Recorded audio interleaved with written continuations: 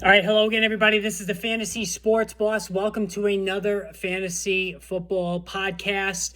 If you're new to the channel, of course, like I always say every time I begin one of these podcasts, make sure you hit the subscribe button if you haven't done so already. A lot of good stuff coming for the 2024 fantasy football season. So make sure you're a member of the channel, or not even a member of the channel, you're a subscriber of the channel. If you want to be a member of the channel, make sure that you hit that join button on the homepage, and you can pick the plan that you want to choose if you do become a member. Like I said, it's going to be very busy the next couple of months. We have the NFL draft. We have the NFL combine coming up. We're going to discuss that as well. Really zero in on the draft prospects, as we get closer and closer to the April draft. And let's face it, from a fantasy football standpoint, the rookies really, they shine bright throughout the course of the 2023 season. You had Jahmyr Gibbs. You had Rashee Rice coming on all the way through the Super Bowl. And then you had guys like Tank Dell, who pretty much came out of nowhere and took the league by storm. So, these are things that we're all going to discuss as we get closer to the draft. And also NCAA tournament. So this is the only thing that I deviate from when it comes to the channel in fantasy football. I do discuss the NCAA tournament, bracketology, all that stuff, because I got a solid following when I finished in the top percentile of the ESPN bracketology challenge twice in the span of 3 years. This was about 4 to 5 years ago now. And I nailed the winner in 3 of the last 4 NCAA tournaments as well, prior to last season. Now, last season, it was just crazy with all the upsets and whatnot. Nothing really went according to script. So, I almost throw out last season statistically, but I will have another bracketology special as we get closer to the tournament as well. So if you're an NCAA tournament fan, make sure you take a look at that. But anyway, wanted to talk about the Super Bowl last night and put a bow on 2023. Now, I've already moved on, of course, with the player analyzer, the 2024 player analyzer videos I've been putting up. But I wanted to discuss the Super Bowl last night. Of course, the Kansas City Chiefs again coming through in what was a really close game throughout the course of the evening. And let's face it, if you're Kyle Shanahan, you have to start thinking to yourself that you're just simply cursed in this game. And of course, the final score was 25-22 in overtime. And anytime a Super Bowl goes into overtime, it's a big deal. I know myself, I wasn't, and even some of the 49er players admitted that they weren't exactly, aware of the rules, the overtime rules. Of course, things have changed after the classic Pat Mahomes, Josh Allen duel from a couple of years ago. Both teams get possession in the overtime period. And really, Shanahan kind of got lambasted for taking the ball, because since both teams are guaranteed possession, the thinking is you give the ball up so that way when it's your turn to have the ball, what you need to win the game or to tie the game. All right, but Shanahan, Tony Romo rationalized that the defense was tired, and it very well could be. The San Francisco defense was tired. That certainly was the case, could have been the case there. But either way, you just had a feeling with the 49ers missing so many key opportunities in the early portions of this game. You had Christian McCaffrey fumble. You had the fumble on the punt return. There was just a lot of mistakes that were made in this game by both teams. Isaiah Pacheco fumbled. Marquez Valdes-Scantling with an absolute brain cramp at crunch time, and he makes that catch, and then he winds up losing 8 yards instead of going down. He tried to keep creating after that. But you figure with Mahomes having the ball down only 3, the worst case, the at the very least, I should say, he was going to get a field goal to tie it. But of course, they go down, they win the game. Touchdown pass to Mecole Hardman. And if you're a Jets fan, of course, it had to be Mecole Hardman, because the Jets did nothing with him after signing him to a 1-year deal in free agency, and then they cut him loose, and he winds up going back to the Kansas City Chiefs. Actually, I don't know, did they trade him to the Chiefs? I don't remember now, but either way, Hardman catches the game-winning touchdown. And so Pat Mahomes has his 3rd Super Bowl title. He's now 4 behind Tom Brady. Andy Reid has his 3rd Super Bowl under his belt as well. 5 appearances now for Andy Reid. And Taylor Swift happy. right? I mean, we had enough shots of Taylor Swift and Blake Lively last night to last a lifetime. But honestly, for me, I didn't have a problem with the Taylor Swift stuff. I had more of a problem with the media's fascination with it in terms of like, say for example, one of the local papers I follow here online. I don't get a paper delivered to the house, but I follow it online, and pretty much like every other story was Taylor Swift arrived, Taylor Swift's jumping up and down, Taylor Swift hugged Travis Kelce's mom. Like, were they going to give an article about her going to the bathroom? I mean, it was just that was the only thing that drove me crazy about that. I mean, I think it's great that Taylor Swift brought in a whole bunch of new fans, a la young girls, Swifties, my daughter among them. She watched the Super Bowl with me last night, where my son had no interest. But my daughter watched the entire Super Bowl with me, and she got into it. She's a Taylor Swift fan. This was definitely a good thing, right? Any father out there with a young daughter who watched the game, that was a precious moment engineered really by Taylor Swift. So on that front, it was a good thing. But, and he didn't propose to her. I thought maybe there was a chance he would do that. And I thought that would have been awesome if he did. But, clearly we have a dynasty here. Pat Mahomes is only 28. Andy Reid's already said he's coming back. Travis Kelce is coming back. All right. But if you're the 49ers, this one got away from you. A lot of people saying, the blocked extra point, Jake Moody, was a low kick, block extra point. Instead of 17-13, it was 16-13. Listen, this kid, rookie, was absolutely money, though, kicking the ball outside of that extra point. So you cannot blame this on him. He made the kick in overtime, 50-plus yard kick right out of the gate. Like, Jake Moody was fine. This has nothing to do with Jake Moody. All right?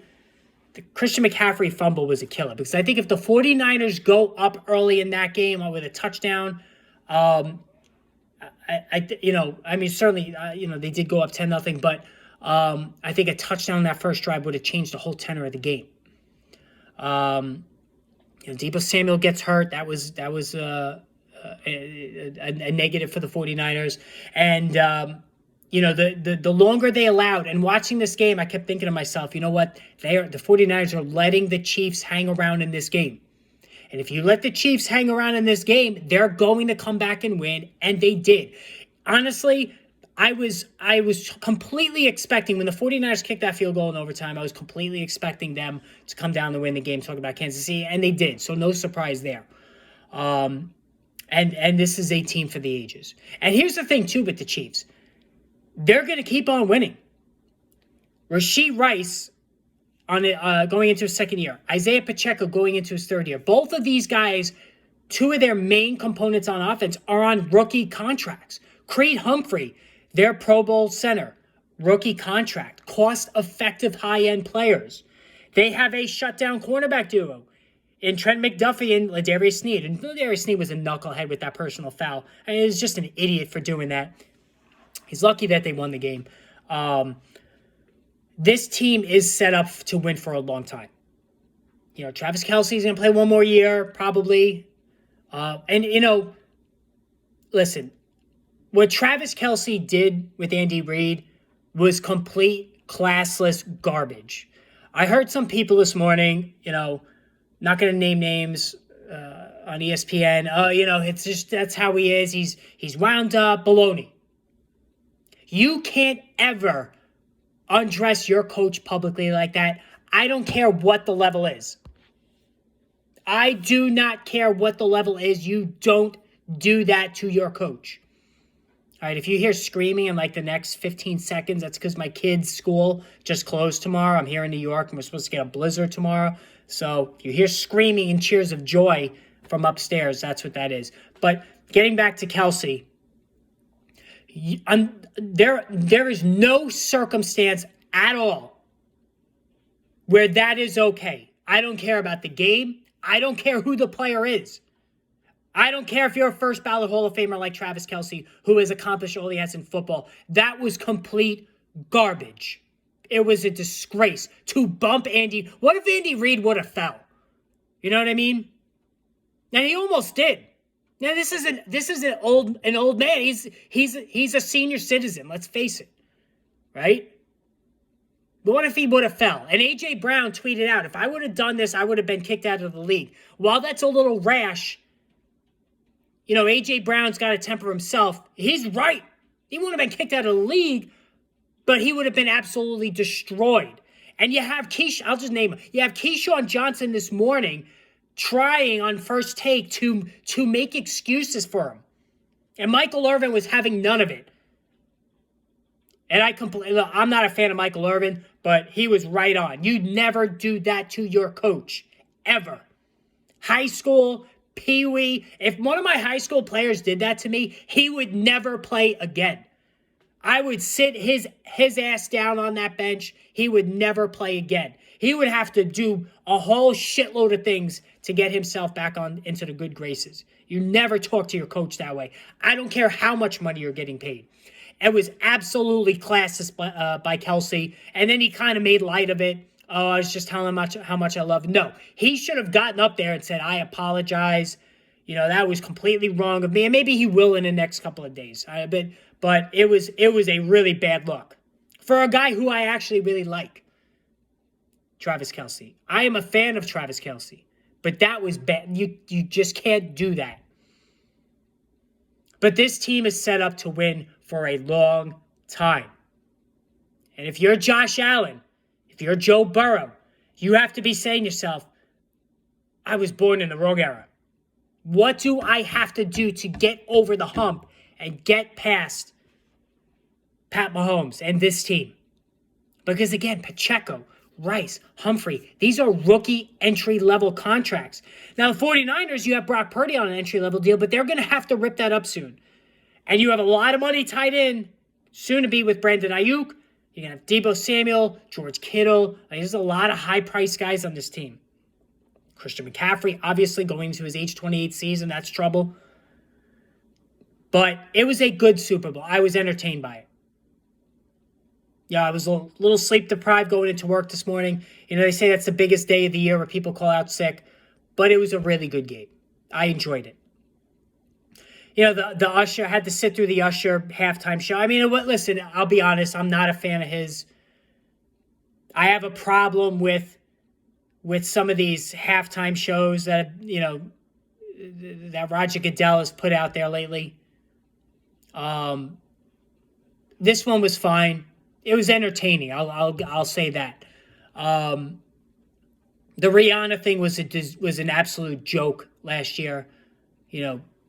Putting her hands in her crotch and smelling it on. I mean, you got to be kidding me. I remember the Michael Jackson halftime show, which was fantastic. There's been some really, really, really good shows over the years. The one where Justin Timberlake, Britney Spears, the whole collaborative that year, that was a really good one. Not a fan of the Rihanna one at all. I mean, that was just awful. I wasn't a fan of the Beyonce one. I mean, the Usher one wasn't bad. All right, it was good.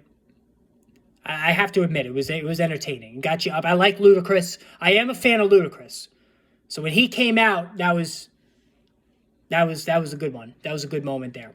I didn't know who some of the other people were that were out there. I would love to see Taylor Swift. And if the Chiefs are in the Super Bowl, that might be a little bit of an issue, but I'm a big fan of hers. But to put a bow on it, it was a good game. I didn't win any money in boxes. As far as the commercials, I thought the commercials overall were just really bad. Nothing really stood out. The two commercials made me laugh.